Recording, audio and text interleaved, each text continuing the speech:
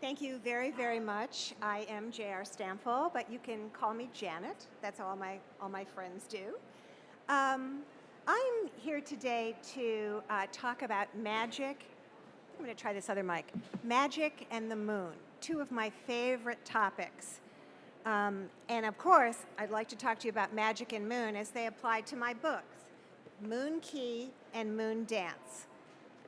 But even more than my books, I'd like to talk about magic and the power of personal magic that we all have, but especially how important it is to teen girls. Magic, a power that allows people to do impossible things. I've been fascinated by magic since I was a kid. Every summer I remember lugging piles of books home from the library, all the fairy tales you could imagine. Grimm, Anderson, the whole Andrew Lang rainbow fairy tales, the red ones, the blue ones, the pink ones. I love the outrageous, larger-than-life imaginary world of fairy tales, the witches, the dragons, the princesses. However, I think the thing that I liked the most was that although the characters had to struggle against impossible odds, in the end, when they persevered, everything turned out okay, and everybody lived happily ever after. What's more, these tales included some very important messages. Monsters could turn into princes. City little girls could in truth be beautiful princesses, sacrificing herself by weaving and cutting her hands with weaving the sharp nettles into the little shirts that were going to save her brothers. So there are lots of important messages in fairy tales. But you may be very well saying to yourself, magic is for kids. Magic isn't part of my world. But I wonder, how many of you clapped when Tinkerbell was fading in that bottle when you saw Peter Pan the first time? You wanted her to live, didn't you? You wanted magic to be alive.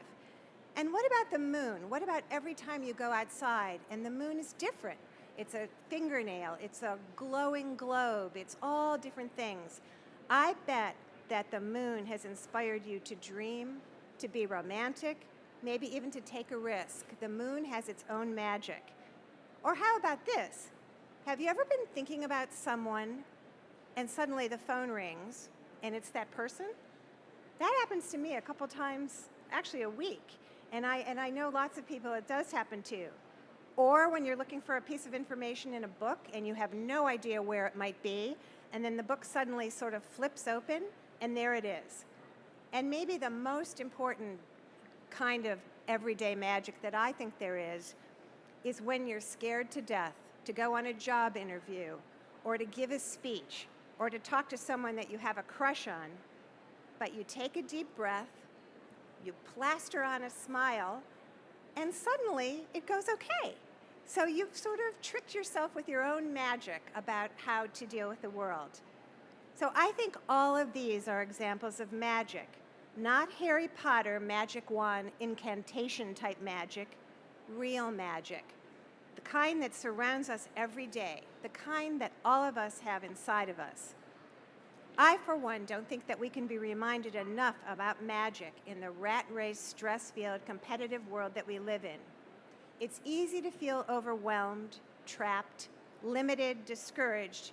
It's easy to feel powerless, especially if you're 13 years old. Do you remember how you felt in the 8th grade? I remember how I felt. It was a bad time. My body had changed. I was bigger, clunky, awkward. My skin had broken out and I felt ugly. And then boys started acting really weird. They were no longer like my pals. Suddenly they were talking funny to me and they were looking below my face. And other kids made fun of me because I was a good student. I was a nerd, and therefore I couldn't be in the popular group.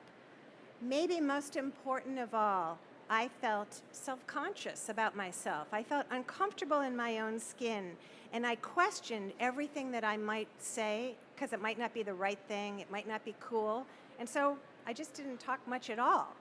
So that was a pretty awkward stage, and when you're in that stage, you sort of feel like it will never end. But for me at least, deep inside, I think I had a little belief that there was something in there that would empower me to be someone else, the person I wanted to be. And for me, luckily enough, by the end of 8th grade, I somehow made a transition. And I remember I went to my 8th grade picnic, and suddenly I was comfortable, laughing, charming people. So that was when I sensed that I had power. Now, let's fast forward a few decades. Now I'm a retired TV soap opera writer. Yes, I worked on Guiding Light, Another World, As the World Turns. And now I'm at home with my 2 kids. And guess what? I have a daughter in the 8th grade. And I watch her going through the whole thing again. It's tough. Despite all the progress that women have made, girls are still in jeopardy. They feel pressure to dumb themselves down, to give in to peer pressure, and to do risky things. So I wanted to create a story, a modern fairy tale that would capture the struggle of that transition. I wanted to write a great, entertaining adventure story that would also inspire young people, especially girls, to recognize their power, their magic, and to be the best that they could be. And so I created Wendy Hilton, a foster child who was abandoned by her parents and named after the note that was written on a Wendy's restaurant napkin tucked into the basket, and she was wrapped in a Hilton hotel towel. So she was Wendy Hilton. Wendy is an extreme version of what most kids feel like. She's had a very tough life with no family members at all to love her, being bounced around from one foster family to another. She's shy, awkward, and out of shape. She has no friends because she doesn't feel good about herself.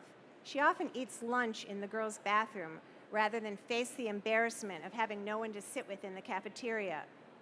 But she does have one saving grace, one very important thing. Despite being bounced around to all these families in her short life, somehow Wendy still has hope. For 13 years, Wendy has believed that her parents were coming back to save her because that's what they wrote on that note, but they have never come back. When Moon Key, my first book, starts, it is just after midnight on Wendy's 13th birthday, June 21st, the longest day of the year, and Wendy has made a decision. She climbs out the fire escape to the roof of her foster family's apartment building in Spanish Harlem, and she looks up at the full moon. Throughout the years, Wendy has always felt a special kinship to the moon. All night, all alone in bed, it has always been there, a shining companion. So, this is what she says. On her 13th birthday, Wendy was transfixed by the glowing moon as she fingered her necklace. She thought about all the years she had wasted waiting for her parents to reappear and change her life. 13 years was too long to wait. It was time for her to take charge. She cleared her throat, aware that her hands were shaking. I, Wendy Hilton, named for a napkin and towel, understand that it is up to me to make my life whatever it is. I realize now that my parents are not coming back to save me. I have to do it on my own. I believe that I am special. Somehow I will find my magic and use it. And it is that vow that powers Wendy. And so as soon as Wendy starts to take charge of her life begins to change. The very next night, she's invited to a magical school, Latch, that only takes place when she falls asleep. Of course, the question is Wendy really dreaming up this whole experience for herself? But these magical Latch adventures take her all over Manhattan at night. She visits the Central Park Zoo, the Statue of Liberty, Yankee Stadium, the Metropolitan Museum of Art. These are all real places, and she does real things. She swims with the sea lions. She pitches in Yankee Stadium. She climbs up the arm of the Statue of Liberty. Even though a lot of unusual things happen by the light of the moon, Wendy actually learns some real lessons, real magic. She learns to believe. Even though she's terrified of water at the very beginning of the book, she's forced to go into the pool with the sea lions in Central Park. And when she finally makes up her mind that it's going to be okay, she actually survives it, and she's okay. She learns to concentrate. And that's one of the things that Wendy was really good at. You can imagine growing up in foster families with chaos everywhere and all these children. Wendy learns to concentrate and focus, and that skill gets her very far. She learns to pretend. She learns that if she just pretends that she's someone, she actually takes on all of those qualities. So in a specific example, she goes to the Blue Moon Halloween Ball at the Metropolitan Museum of Art, and she decides to be Cleopatra. Now you have to understand, Wendy's a very clumsy, kind of out-of-it girl, but she imagines herself Cleopatra, the most beautiful woman in the world, gliding out on the Nile, and when she walks into the Temple of Dendur, everybody believes that she is beautiful, and she wins the prize for the greatest transformation. And that's just because she pretended. She also learns to take risks. And of course, when you believe something can be possible, you can try something that you might not have tried before. And then she learns maybe her most secret weapon. She learns to smile. Now, up till now, Wendy's been a pretty lost little foster child, and she doesn't smile a lot. But when she learns how to smile, she learns that a smile can open the door for her, and people will gravitate to her. So, belief, concentration, pretending, taking risks, and smiling. Just like Dorothy in The Wizard of Oz, Wendy learns that she has personal magic. Her magic seems to be linked to the moon, but even when the moon is not visible, her magic is always there, just like the moon. Of course, this wouldn't be a very good story if there wasn't some conflict. And as Wendy's knowledge of her power grows, so does the mystery of what has happened to her parents and how that connects to Philip Huntington IV, her entitled, obnoxious latch classmate who despises her on first sight. By the end of book 1, Wendy is put to the test. There is a quest, a challenge, called the Galileo Quest, which is sort of like a scavenger hunt where a student is asked to test themselves in the areas where they've been the most shaky in the year. So, of course, Wendy is taken to Turtle Pond in Central Park underneath the Belvedere Castle, and she's asked to row a boat across the pond.